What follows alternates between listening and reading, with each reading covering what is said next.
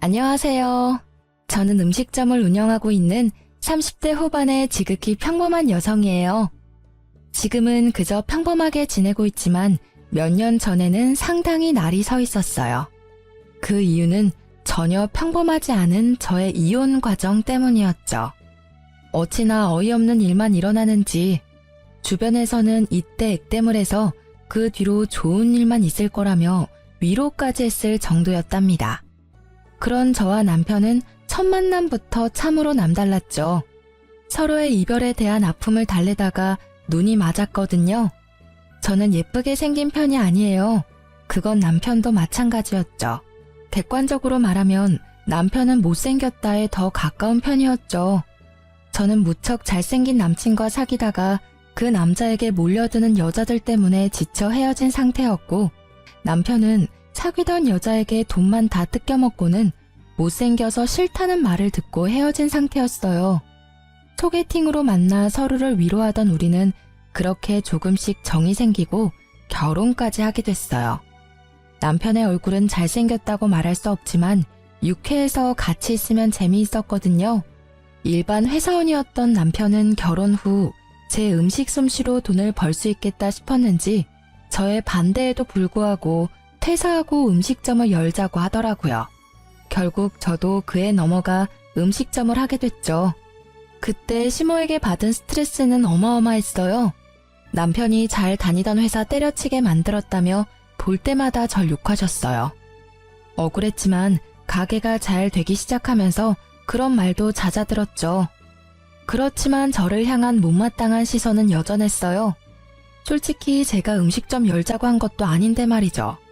그런데 제가 이혼을 하게 된 건 그런 시모의 행동 때문이 아니에요. 제 이혼 결심의 첫 이유는 남편의 심각한 외모 콤플렉스 때문이었어요. 저는 잘생긴 외모가 밥 먹여주지 않는다는 걸 알고 있었고, 무엇보다 잘생긴 얼굴에 피를 본 적이 있었던지라 외모는 저에게 딱히 중요한 부분은 아니었거든요. 그런데 제 생각을 항상 비꼬아서 듣더라고요. 그러면서 사소하게 부딪히는 일들이 많았어요. 그리고 그 외모 컴플렉스에 정점을 찍게 된 일이 생겼어요. 그건 가게를 찾은 한 손님의 지나가는 말에서부터 시작됐죠. 사장님은 음식점을 할 관상이 아닌데? 근데 음식 솜씨가 이만큼 좋으니 사장님 얼굴도 눈에 안 들어오는군.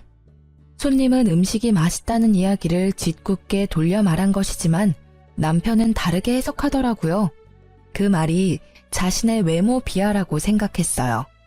솔직히 남편의 얼굴은 30대 초반이라고 하기엔 많이 나이가 들어 보였기에 이해를 하려고 했어요. 그런데 그날 이후로 제게 짜증을 내더라고요. 아, 진짜. 이번에는 진짜 성형 좀 해야겠어. 음식점을 할 관상이 아니라고? 늙어빠진 인간한테 내가 이런 말을 들어야 해? 진정해, 여보. 그냥 듣고 흘려 넘기라고. 장사하면서 그런 것까지 다 신경 쓰면 당사만 더 힘들어. 당신도 내가 바보라고 생각해? 어떻게 그런 말을 듣고 가만히 있을 수가 있어. 당장 나와서 한마디라도 거들었어야지.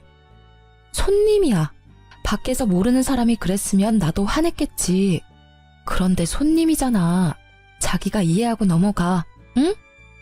아, 몰라. 진짜 짜증난다고. 나 진짜 성형수술 좀 해야겠어. 그렇게 말하는 남편의 눈이 제게 향했어요. 당시에 가게가 힘들어 돈은 제가 관리 중이었거든요. 알았어. 자기는 성형수술이 하고 싶은 거지? 자기가 얼마나 스트레스 받는 건지 알고 있으니까 돈이 좀 모이면 수술해. 그러고 마음이 편하다면 못할 것도 없지. 그렇게 말해주고 며칠이 지났을까? 짜증과 화가 많았던 남편의 모습이 변했어요. 뭐랄까, 그냥 거동이 수상하다고 해야 하나? 계속 제 주변을 맴도는 기분이 들더라고요.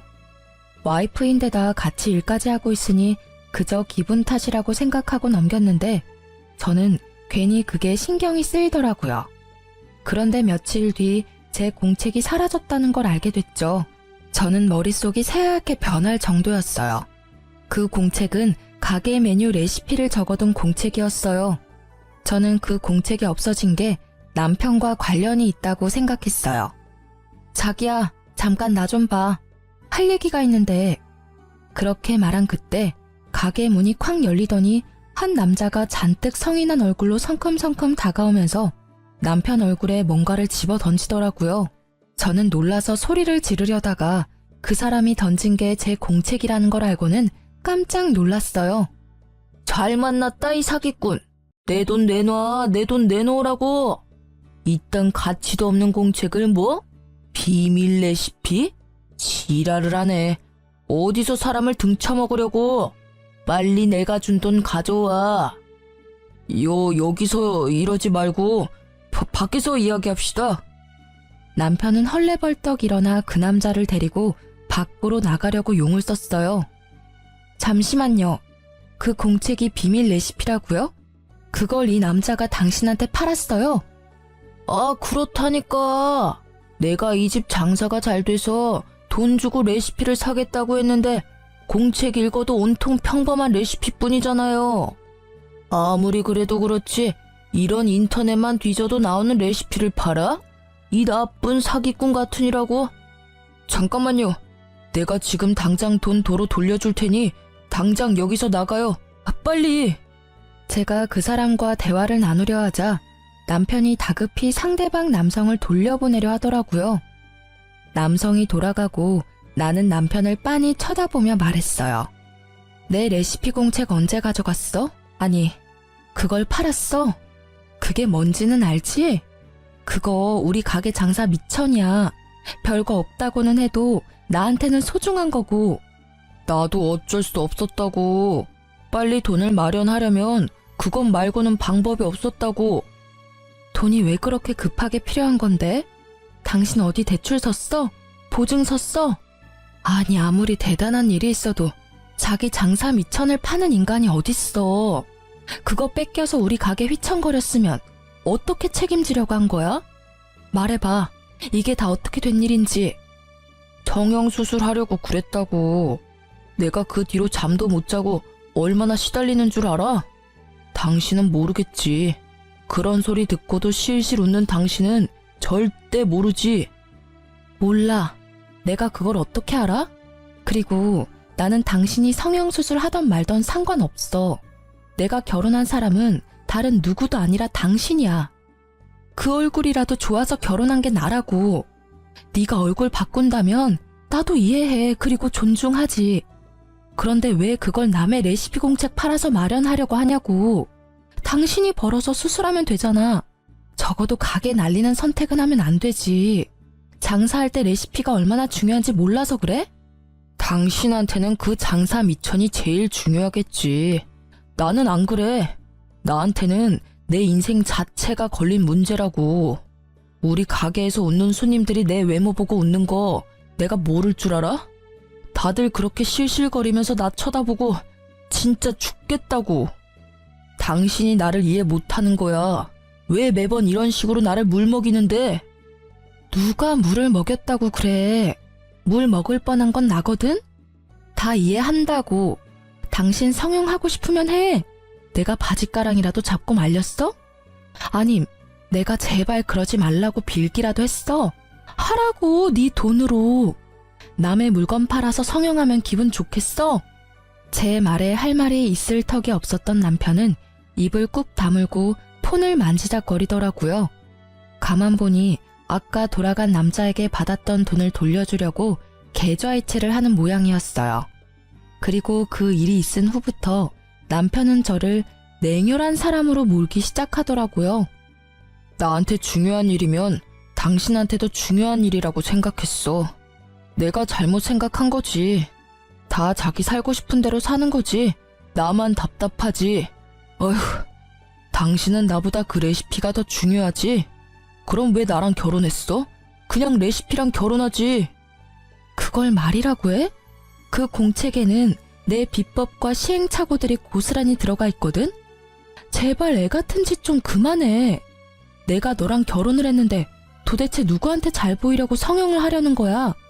나한테만 잘 보이면 되는 거 아니야? 사실 레시피에는 비법 같은 건 적혀 있지 않았어요. 제 비법은 저의 휴대폰 안에 저장되어 있었죠. 하지만 남편의 행동을 보고서는 그 사실을 절대 알려주지 않아야 되겠다고 생각했어요. 혹시라도 나중에는 제 폰을 갖다 팔아버릴지도 모르니까요. 어쨌든 제 말에 남편은 아무 말도 못했어요. 입이 10개라도 할 말이 없는 게 정상이죠. 그 모습이 마음에 걸려서 저는 한마디 해줬어요. 가게 잘 돼서 돈이 좀 모이면 수술비 지원해 줄게. 그때까지만 참아. 알겠지? 결국 이 말을 듣고서야 남편의 얼굴이 좀 펴지더라고요. 제가 말은 그렇게 했지만 참 어이가 없었어요. 지금 우리 처지에 장사가 잘 되는 것보다 더 중요한 게 어디 있나요? 입에 풀칠이라도 해먹고 살아야 외모 치장도 하는 법인데 그저 자기 외모에만 신경 쓰는 남편에 대한 신뢰가 완벽하게 사라지게 된 사건이었죠. 그렇게 한바탕 사건이 지나가고 남편은 무척 열심히 일했어요. 가게가 점점 잘 되기 시작하니 자리를 잡기 시작했죠. 단골들도 생기고 무엇보다 남편은 성형을 위한 자금을 차곡차곡 모아가고 있었죠. 그런데 언제부터인가 친구와의 약속을 이유로 늦게 들어오는 일이 생기게 됐어요. 요리를 직접 하는 사람은 저였으니 남편이 없을 때는 알바생이 일을 많이 도와줬어요. 그 사람 하나 없다고 가게가 안 되는 건 아니지만 그게 여러 번 쌓이는 걸 보니 뭔가 있나 싶기는 했어요. 이때는 솔직한 말로 남편에게 여자가 생길 거라는 생각을 단 한 번도 해본 적이 없었던지라 별 생각 없었어요. 남편이 못생겨서 그런 생각을 한 것은 아니에요. 다만 그 사람은 예전에 외모를 이유로 차인 이후로 여자에게 먼저 다가가는 것을 그리 좋아하지 않거든요. 그래서 별 신경 쓰지 않았죠. 그보다 더 신경 쓰이는 일이 매장에 생겼거든요. 어떤 한 여자가 거의 매일같이 가게를 찾는 거예요. 그것도 딱 남편이 없을 때만 골라서요. 저는 이상한 기분이 들었어요. 그 이유는 그 여자의 행동 때문이었어요. 사람 기분 나쁘도록 저를 쳐다보는 일이 많았고 이상하게 우리 가게에 관심이 많은 듯 여기저기 조심성 없이 훑고 다니더라고요. 저는 혹시 남편이 가게를 팔려고 내놨나 싶은 생각까지 했죠. 그 당시에 남편의 신뢰는 거의 바닥이었거든요. 레시피를 팔려고 한 적이 있는데 가게인들 못 팔겠어요? 그래서 그걸 의심했는데 그건 아닌 것 같더라고요. 그리고 일주일쯤 가게를 둘러보던 여자가 제게 말을 걸더라고요. 저기요, 아줌마. 잠시 할 이야기가 있는데요. 이때쯤엔 아줌마 소리에도 익숙해진 터라 별 생각 없이 네 손님 하고는 그 앞에 앉았죠. 점심시간도 훌쩍 지났고 저녁시간으로는 아직 이른 시간이라 손님이 없었기에 이야기를 들어주기로 했어요. 딱 보니 저와는 정반대의 삶을 사는 사람 같더라고요. 화려하게 풀어헤친 샛노란 머리카락에 손가락, 발가락에 칠해진 매니큐어와 페디큐어는 짙고 선명한 색상에 뾰족하고 길었죠. 게다가 코가 아릴 만큼 강한 향수 냄새까지. 행색을 보면 절대로 음식점에서 일할 사람은 아니었어요. 이런 곳에서 할 말은 아니지만 아줌마 남편이 있죠? 제가 아줌마 남편 여자친구예요. 네? 제가 그 사람 와이프인데요. 알아요, 저도. 근데 당신이 그 남자 만나기 전에 제가 먼저 그 남자랑 사귀었거든요. 뭐, 얜 여자였죠. 지금은 아직 현재 진행 중이지만. 그러니까 당신이 상간녀라는 이야기인가요? 그런 단어 말고 좀 더 다르게 표현해 줄래요? 이래서 배운 거 없는 사람은. 배운 게 왜 없어요? 아니, 그쪽이야말로 배운 게 없잖아요. 어딜 바람 피운 여자가 여기까지 와서 본처한테 사귀니 많이 배웠니 못 배웠니 하는 거야? 그래서 지금 우리 남편이랑 사귀는 거 자랑하러 여기 왔어? 맞아요. 자랑하러 온 거. 그리고 기니 할 말도 있고요. 그 사람이랑 저 오래 사귀었어요. 그리고 헤어질 생각도 없고요. 그러니까 아줌마가 그 남자한테 이혼 이야기 꺼내줘요. 내가 왜 그래야 되는데요? 헤어지고 싶으면 지가 직접 이야기해야지. 그리고 헤어질 때 남편한테 못생겨서 헤어진다고 했다던데 이제 와서 찾는 이유가 뭐예요? 지금도 못생긴 건 마찬가지인데. 그래도 지금은 가진 게 있잖아요. 나도 젊었을 때의 얼굴이 좋았지. 지금은 다른 게 좋거든요. 그녀가 말하는 다른 것이 돈이라는 데는 제 전 재산을 걸 수 있을 만큼 의도가 확실해 보였어요. 설마 돈 때문에 지금 유부남 꼬신 거예요? 돈 많으신가 봐요? 유부남인 거 알고 바람피면 상간녀 소송 걸리는 거 알고 계시죠? 그 정도는 이 정도 가게 가진 그 남자가 알아서 대주지 않을까 싶네요. 생각보다 모아놓은 돈도 많은 것 같고. 저도 이제 나이가 들어가니까 좀 안정적인 남자가 좋더라고요. 위자료는 줄 테니까 소송하려면 하세요. 어차피 내 돈 나가는 것도 아닌데 뭐. 상간녀의 낭창한 그 말투가 저를 열받게 하더라고요. 저는 남편이 바람을 핀 건 확실하지만 이혼 이야기는 남편이 아닌 이 상간녀 입에서 나온 거라고 추측했어요. 그래서 그날 저녁 집에서 쉬고 있는 남편을 깨워 따졌죠. 당신 상간녀가 오늘 우리 가게 왔었어. 그 여자 하는 말들이 사실이야? 당신이 나랑 헤어지고 싶다는데 당신도 거기 동의한 거 맞아? 그래. 그 여자 말이 다 맞아. 내가 이야기하려고 했는데 계속 망설이다가 결국 이야기하도록 시켜버렸네. 나 그 여자 사랑해. 그때도 사랑했지만 지금도 여전히 사랑한다고. 이야기 다 했다니 나도 편하게 말할게. 제발 나랑 이혼해줘. 그 여자랑 같이 살 거야. 지금 그렇게 덤덤하게 할 말이야? 당신이 지금 어떤 상황에 처한지 모르나 본데 이거 진짜 큰일이라고. 그 여자는 당신을 좋아하는 게 아니라 당신이 이뤄놓은 걸 좋아하는 거야. 당신 돈 보고 좋아하는 거라고. 그 여자가 뭘 했는지 알아? 옛날에는 잘생긴 남자가 좋았는데 지금은 다른 게 좋대. 그게 뭐겠어? 돈이지.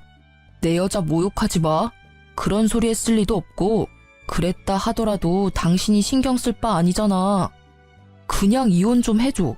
내가 돈을 뜯기든 가죽을 뜯기든 알아서 한다고. 당신 진짜 미쳤어? 그 여자 당신 못생겼다고 찬 여자라고. 그런 여자가 이제 와서 당신한테 사랑을 느꼈다고? 아무리 봐도 말도 안 되는 이야기잖아. 그런 일은 일어날 리가 없다고. 분명히 다른 목적으로. 그래, 그럴 일 없겠지. 그치만 나도 나이가 들면서 중후한 멋이 생겼다잖아. 당신은 어차피 돈에 정신 팔려서 그런 것도 모르겠지만 사실 당신하고 만났을 때도 그 여자랑 헤어지고 싶지 않았어. 결국 어쩔 수 없이 헤어지는 바람에 내가 당신같이 못생긴 여자를 만나서 살고 있는 거잖아. 게다가 당신 나 좋아하는 것도 아니잖아. 그냥 가게 유지할 사람 필요한 거면 헤어져 줘도 되는 거 아니야? 내가 왜 이렇게 사는데? 다 당신이랑 나랑 잘 먹고 잘 살자고 이렇게 사는 거라고. 돈을 벌어야 펑펑 쓸 수 있으니까. 돈 없으면 뭘 할 수 있는데? 그리고 잘 다니던 직장 그만두게 하고 가게에서 일하게 만든 건 당신이잖아. 요리하는 사람이 나 하나인데 어떻게 하나부터 열까지 다 꾸미고 다녀? 날 이렇게 만든 게 당신이라는 생각 단 한 번도 해본 적 없지? 날 이렇게 만들어 놓고 당신은 밖에서 여자나 만들어서 돈 쓰면서 놀았어? 되지도 않는 말로 당신 꼬신 그 여자한테? 말 조심해. 그 여자 때문이 아니라고 말했잖아. 내가 좋아하는 거라고. 그리고 내가 가게 하자고 했을 때 당신이 강하게 말렸으면 나도 안 했을 거라고. 이딴 말을 짓거리는 남편놈을 보는데 진짜 가슴에서 솟구치는 분노에 몸이 덜덜 떨리더라고요. 딱 봐도 돈 목적으로 만나는 여자한테 홀라당 넘어가서는 조광지철을 버리려는 꼴을 보니 답답하기까지 했어요. 게다가 상간녀 편드는 걸 보니 정이 딱 떨어졌어요. 알았어. 이혼해. 나도 말 못 알아먹는 남자랑은 더 이상 말도 섞기 싫어. 합의 이혼하려면 위자료만큼 돈 나한테 줘야 하고 그거 싫으면 소송해. 어차피 나는 소송이 더 좋거든? 당신 바람피는 바람에 유책 배우자 돼서 나한테 위자료 줘야 해. 나도 내 몫을 챙겨야 하지 않겠어? 새로운 시작을 하려면 돈은 많을수록 좋으니까. 새로운 시작? 다 늙어 빠져서 주름밖에 안 남은 당신이 무슨 새로운 시작을 해. 예쁘기를 해, 돈이 있기를 해. 그렇다고 능력이 있어? 당신 아무것도 없어. 나랑 이혼하고 나가면 바로 거지꼴 된다고. 내 가게는 벌써 프랜차이즈 계약하려는 사람들이 생겼거든? 그러니까 이제 당신 같은 여자 필요 없어. 저는 남편의 모습에 학을 뗐어요. 자기가 곧 성공할 것 같으니 저를 버리겠다는 그 생각 자체가 더럽기 짝이 없는 생각인 거죠. 저는 꼴도 보기 싫어 그 집을 나왔어요. 남편은 이혼 정리를 빠르게 하더라고요. 저는 초고속으로 위자료를 받게 되었죠. 남편은 프랜차이즈 이야기만 잘 성공하면 이 정도 위자료는 바로 해결하고도 남을 거라고 생각했나 봐요. 그래서 빨리 돈을 주고 저를 떨궈내려 한 거겠죠. 그리고 상간녀 소송 비용까지 후다닥 주고는 제 자리를 지워가기 시작했어요. 남편은 제가 집을 나가자마자 상간녀를 가게로 들였더라고요. 처음에는 그 이야기를 듣고 엄청 열받고 자존심 상하더라고요. 그렇지만 그 상황이 오래가지는 않을 거라고 예상하고 있었어요. 이혼이 마무리된 날, 저는 아는 동생을 전 남편 가게에 보냈어요. 밥 한 번 먹고 오라고요. 언니, 걱정 안 해도 되겠어요. 그 집 곧 망하겠더라고. 사람도 예전에 반도 안 되고 일단 맛이 없어요. 근데 가게 메뉴나 밑반찬이 예전이랑 똑같은 모양으로 나오는데도 맛이 없던데? 이상하죠? 들어가는 재료는 거의 똑같고 완성된 모양도 똑같던데 왜 그렇지? 그랬어? 그럴 줄 알았어. 두 사람은 어땠어? 가게 삐걱거리면 당연히 두 사람도 삐걱거렸을 텐데. 상간녀 혼자 가게 지키고 있는데 나 술집인 줄 알았잖아요. 무슨 화장에 옷차림이. 거기다가 인간적으로 음식 나오는 가게에서 향수는 좀 아니지 않아요? 향수 냄새, 음식 냄새가 섞여서 더 역하더라고요. 찡그리며 말하는 동생 이야기에 저는 코웃음을 쳤어요. 걱정 안 해도 잘 망해가고 있네. 나도 이제 슬슬 새 직장 찾아봐야겠어. 받은 건 많지만 일을 안 할 순 없으니까. 그렇게 이야기하고 며칠이 지났을까요? 집에 있는데 누가 벨을 누르더라고요. 전 남편과 상간녀가 있더라고요. 표정이 참 험악해서 저는 그들을 데리고 근처 카페로 갔죠. 당신 진짜 레시피 어쨌어? 왜 남의 레시피를 자기 것처럼 찾아? 어이가 없네? 나한테 맡겨놓은 거라도 있어? 아니, 우리 음식점 레시피를 왜 당신이 갖고 있냔 말이지. 맛이 다르다고 손님들이 화를 내잖아. 가게에 무슨 짓을 한 건데? 아, 웃겨. 손맛이 다른 거겠지. 그걸 왜 나한테 와서 따져? 레시피 다 알고 있었던 거 아니야? 저번에 레시피 팔려고 했을 때 다 봤을 거 아니야. 제 말에 남편이 무언가를 테이블 위에 던지듯 보여주더라고요. 딱 보니 제 레시피 복사본이더라고요. 역시 제 레시피를 빼돌린 거였죠. 그대로 만들었는데 맛이 없으니까 하는 말이지. 너 나 속였지? 진짜 레시피는 어쨌어? 너 때문에 우리 가게 망하게 생겼거든? 당연히 맛이 없었겠죠. 그 레시피는 반쪽짜리고 제 비법 소스 내용은 제 폰 안에 고이 저장되어 있으니까요. 비법 소스가 없으면 인터넷에 자주 올라오는 레시피일 뿐이거든요. 그러니 점점 손님이 줄어들고 인기가 줄어가는 거예요. 그러니까 그걸 왜 나한테 따지냐고. 레시피도 잘 도둑질 해갔으면서 나한테 와서 왜 음식 맛이 다르냐고 묻냐고. 네 가게잖아. 네가 그 이유를 알지 내가 어떻게 하냐고. 전 남편은 제 말에 답을 못 하더라고요. 자기들끼리 가게를 하기로 했으면 지들끼리 알아서 해야지. 왜 이혼한 전처한테 찾아와서 이 난리냐고요. 잠깐. 그러고 보니 아줌마가 우리 가게 댓글에 별점 테러한 거 아니야? 맛이 변했다면서 글 쓴 사람들 당신이 사주했지? 이보세요 상간녀 씨. 없는 이야기 지어내는 거 무고죄인 거는 알고 있죠? 저는요. 당신네 가게가 망하든 말든 상관없어요. 어차피 망할 거라는 걸 알거든요. 맛이 다르다는 건 진짜겠죠. 제 레시피 공책은 그거 하나만 있는 게 아니거든요.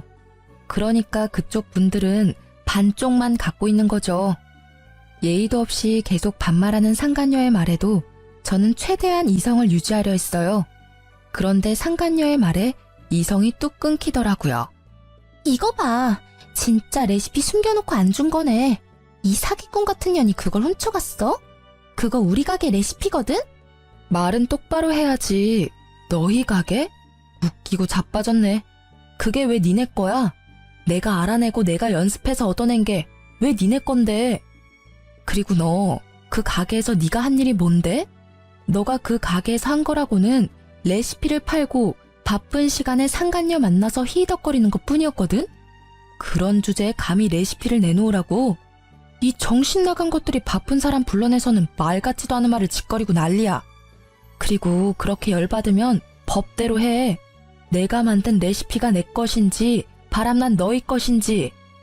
제가 나중에 알아보니 상간녀가 요리를 못해서 주방장을 들였더라고요. 그것도 인건비가 낮은 경력이 얼마 안 된 어린애를 고용해서 제 레시피대로 만들도록 지시했답니다. 당연히 반쪽짜리 레시피를 만들다 보니 음식 모양은 똑같은데 맛은 떨어지는 일이 발생했던 거죠. 나한테 와서 따지지 말고 사랑하는 두 분이서 알콩달콩 맛있는 음식 개발에 집중하는 게 어때? 아, 사랑 노름에 빠져서 가게는 눈에 들어오지도 않지? 근데 분명히 나랑 이혼하면서 프랜차이즈 문의 왔다고 하지 않았어? 잘 되고 있는 거야? 뭐 여기까지 와서 나한테 이렇게 따지는 거 보면 말 안 해도 뻔하지. 저의 한껏 비꼬는 말에 전 남편은 답도 못하고 노려보기만 하더라고요. 그러게 마음을 좀 곱게 썼어야지. 너 마음 가는 대로 행동한 일이니까 네가 다 감수하는 것도 당연한 거야. 다 예상하고 이혼하자고 한 거 아니야? 끼지도 않아 정말. 다음부터 이런 이야기 할 거면 불러내지 마. 저는 냉정하게 말했어요. 두 사람이 제게 온 이유는 알겠더라고요. 장사가 잘 안 되니 어쩔 수 없이 저를 찾아온 것 같아요. 레시피가 있으면 강탈해 갈 생각도 했었던 것 같고요. 그런데 구구절절 제가 맞는 말만 하니 지들이 뭘 할 수 있었겠어요? 그렇게 제 말이 끝나자 부글부글 끓고 있던 상간녀가 폭발하듯 소리치더라고요. 처음부터 레시피를 네가 개발한 것도 아닌데 날 속였어? 그래놓고 장사하자고 나한테 꼬신 거야? 너 진짜 아무것도 없잖아 지금. 아무것도 없긴 뭐가 없어. 너 나 좋다며. 좋아하니까 내가 하자는 대로 다 해주겠다며. 그리고 그 가게 운영하겠다고 한 건 너야. 네가 나더러 가게도 못 나오도록 만들었잖아. 내가 사장인데. 네가 얼굴 보이면 손님들이 가게 오겠어? 그것 때문에 가게 얼굴 들이밀지 말라고 이야기한 거잖아. 당신 얼굴 보면 있던 밥맛도 다 떨어진다고. 뭐? 그 전에는 아무도 그런 말 안 했어. 다들 밥만 잘 먹고 돌아갔다고. 당신이 홀을 제대로 못 보니까 손님이 떨어진 거겠지. 어디서 나한테 다 뒤집어 씌우는 건데? 다 네 탓이니까 이럴 줄 알았으면 너 같은 거 꼬시지 않는 건데. 막판에 괜찮은 놈 잡아보려다가 이게 무슨 날벼락이냐고. 가게 매출이 어마어마하다며. 나 먹여 살릴 수 있다며. 근데 이게 뭐냐고. 매일매일 손님은 줄고 돈만 계속 나가잖아. 왜 그게 내 탓이냐고. 엄밀히 따지면 이 가게에 바뀐 건 너뿐이잖아. 그럼 네 탓이지. 언제는 내가 가게에 있어서 좋다며. 못생긴 여자 있을 때보다 화사하고 좋다고 할 때는 언제고. 이제 와서 왜 그딴 소리 하는 건데? 따지고 보면 네가 레시피도 제대로 알지 못하면서 마누라랑 이혼한 게 잘못 아니야? 그 마누라랑 이혼하라고 매일 쪼았던 게 너잖아. 두 사람의 대화를 들으니 얼마나 웃긴지 저는 마치 개그 프로그램을 보는 것처럼 느긋하게 구경해줬어요. 마지막에 들리던 말에 완전 빵 터졌죠. 내가 미쳤지. 못생긴 놈 꼴값 한다더니 내가 너 돈 없으면 옆에 뭐하러 끼고 살아? 얼굴만 보면 혈압 오르는데 돈이라도 있어야 그 얼굴도 봐줄만 할 거 아냐? 그 말을 듣고 있는 전 남편의 표정이 와그락 일그러지는 걸 보며 저는 통쾌한 기분을 느꼈어요. 그래, 상간녀랑 사귀면서 그렇게 싫어하던 외모 지적 많이 받고 살겠네 하는 생각이 들었거든요. 나중에 오며 가며 슬쩍 봤는데 가게는 텅 비어 있었고 두 사람이 같이 있는 날은 거의 없더라고요. 거기에는 전 남편 혼자만이 자리를 덩그러니 지키고 있더라고요. 저는 그걸 보며 이혼 소송이 빨리 마무리돼서 천만 다행이라고 생각했어요. 가게가 저런 꼴이었으면 돈도 안 줬을 테죠. 그나마 가게가 잘 될 거라고 예상하고 그 이득을 나누지 않으려고 빨리 위자료 준 게 저에게는 도리어 이득이었죠. 저는 이제 새 삶을 찾아야 했어요. 예전에 일했던 회사로 돌아가기에는 제가 너무 멀리 와버렸고 제 레시피가 아깝기도 했거든요. 그래서 음식점을 하나 차릴까 생각하고 있었어요. 이미 이혼은 했고 저라는 사람부터 건져야겠다는 생각을 했거든요. 주변 친구들에게 주방장 구하는 곳 있냐고 물어보고 얼마 지나지 않아 한 남자가 저에게 연락을 해왔어요. 여기서 좀 떨어진 곳에 있는 가게인데 주방장으로 일해볼 생각 없냐고 말이죠. 그쪽은 번화가는 아니었지만 가게가 들어가기에 나쁜 조건은 아니었어요. 직접 만나서 이야기하자고 해서 만났는데 깜짝 놀랐어요. 인상 좋은 미남이 한 분 계시더라고요. 조심스레 이것저것 물어보다 보니 돌싱이라는 것도 알게 됐죠. 서로 돌싱인 걸 알고 나니 좀 더 편해진 건 사실이었어요. 그래서 그곳에서 일하기로 했어요. 그곳에서도 이전 가게의 레시피대로 열심히 일을 했고 점점 손님들이 많아지더라고요. 그렇게 1년쯤 지나고 가게는 줄 서서 먹는 식당 정도는 아니라도 점심, 저녁, 식사 때마다 붐비는 가게 정도는 되더라고요. 그리고 여느 때와 같이 일을 하는데 한 사람이 가게로 들어오더라고요. 저는 주방에 있어서 신경을 못 썼는데 사장님이 오더니 저한테 잠깐 나와보라고 하더라고요. 표정이 좋지 않았어요. 무슨 일인가 싶었던 전 남편이 와서 기다리고 있더라고요. 이 가게에는 브레이크 타임이 있었는데 딱 그때를 맞춰서 찾아왔더라고요. 1년 만에 사람이 어찌나 늙었는지 얼굴에 주름이 쫙 껴서는. 저는 그 앞에 앉았죠. 1년이 넘게 지났는데도 말은 그리 좋게 나오지 않더라고요. 무슨 일이야? 나 찾을 일 이제 없을 텐데. 당신 아직도 아줌마 소리 들으면서 일하고 있지? 이런 작은 가게에서 일하면 얼마나 벌겠어? 푼돈 정도 되겠지. 남이사 푼돈을 벌든 떼돈을 벌든 무슨 상관이야? 여기까지 찾아온 이유가 나 화나게 만들려고 그런 거야? 용건 없어? 용건 없으면 나가줄래? 나 지금 저녁 준비해야 해서 바쁘거든? 이렇게 지내지 말고 돌아와. 내 가게 아직 그대로 있어. 그 자리에 똑같이. 당신이 오면 주방장 자리 줄게. 웃기고 있네. 지금 일 잘 다니고 있는 사람한테 뭔 소리야? 거기 이제 소문나서 손님도 별로 없다는데.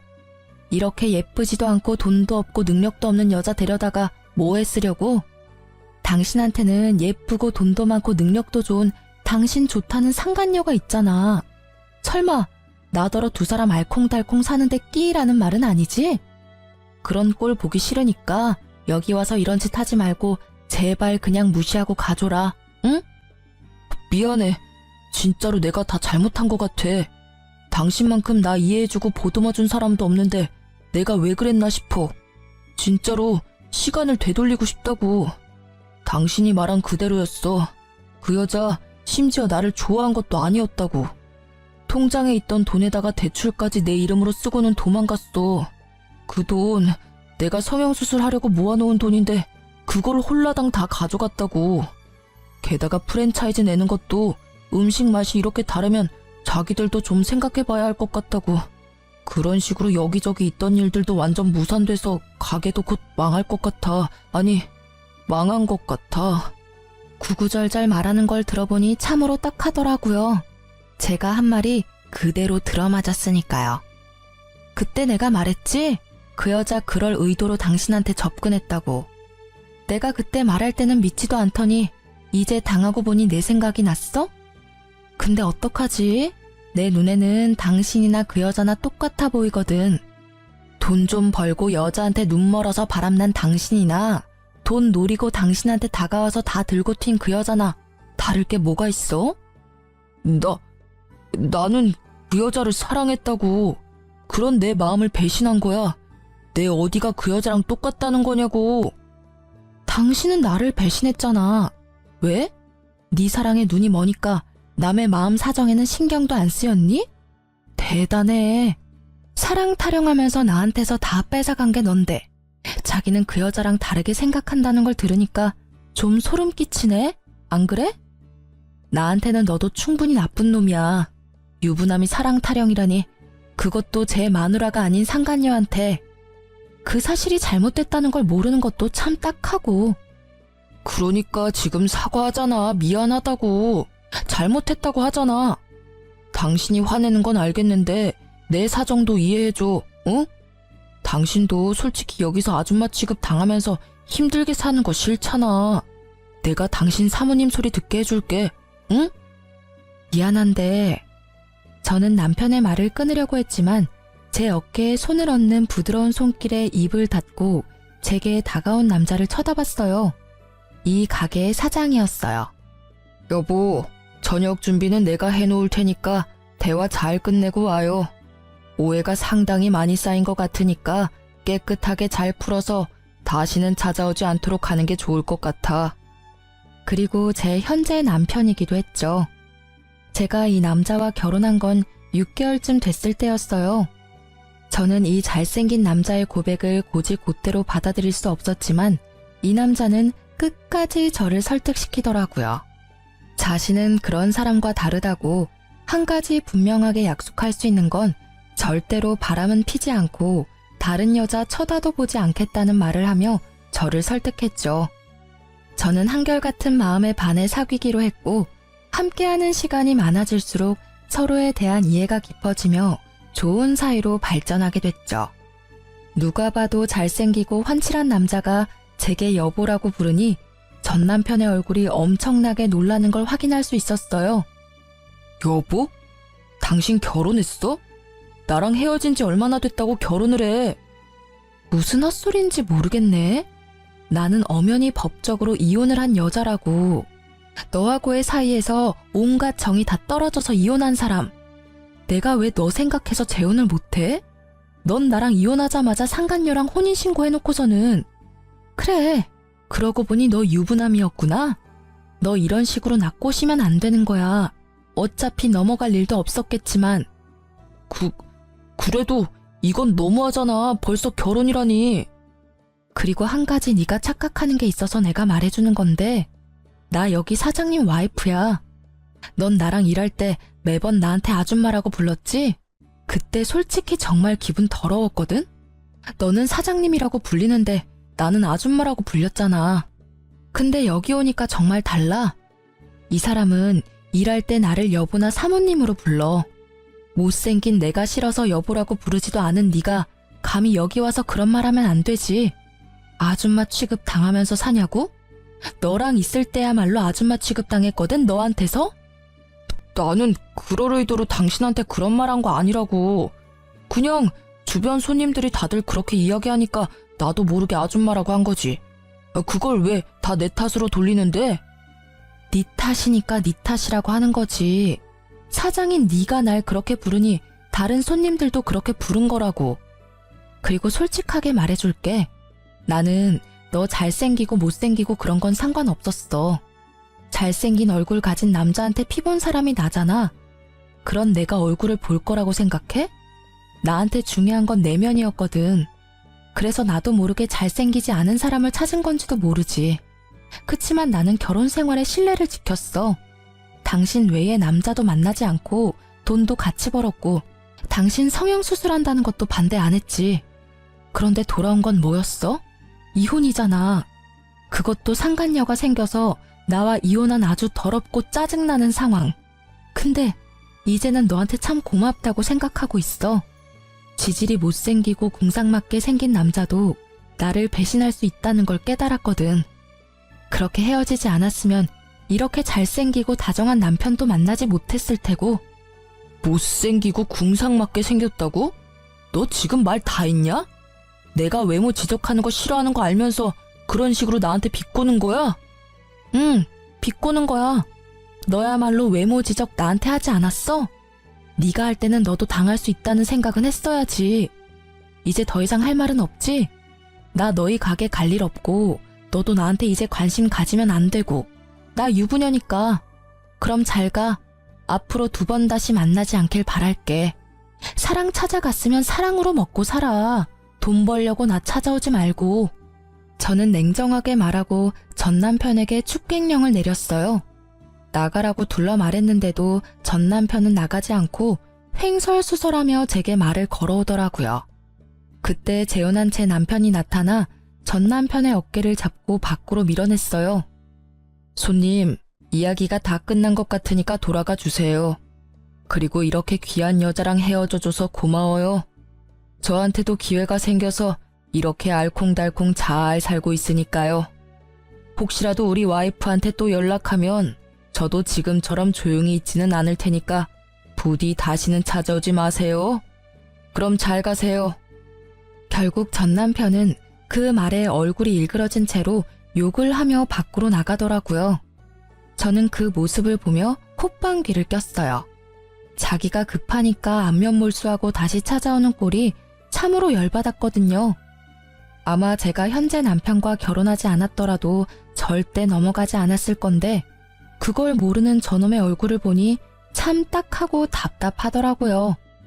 그렇게 전 남편이 들렀다 가고 얼마 안 돼서 전 남편 가게가 폐업했다는 이야기가 들리더라고요. 게다가 본인은 파산 신고를 하고 여기저기 알바 찾으러 돌아다닌다고 하더라고요. 이제 2번 다시 만날 일 없다고 생각하니 마음이 후련해지더라고요. 그 이후로는 전 남편을 만난 적이 없어요. 어딘가에서 잘 살고 있겠죠 뭐. 솔직히 이혼을 경험하면서 정말 기분이 더러웠어요. 남편의 외도가 원인이라는 건 정말 저에게는 자존심에 상처를 입히는 일이었거든요. 이 이혼으로 한 가지 깨달은 것이 있어요. 잘생긴 사람은 얼굴값하고 못생긴 사람은 꼴값한다는 말, 틀린 게 하나도 없더라고요. 예전에 누가 말해줬어요.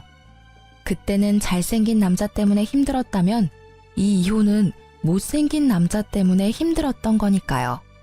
제가 당해보니 세상에 믿을 사람 하나 없고 외모의 미추보다 중요한 게 콤플렉스 없는 건강한 마음이라는 걸 깨닫게 됐죠.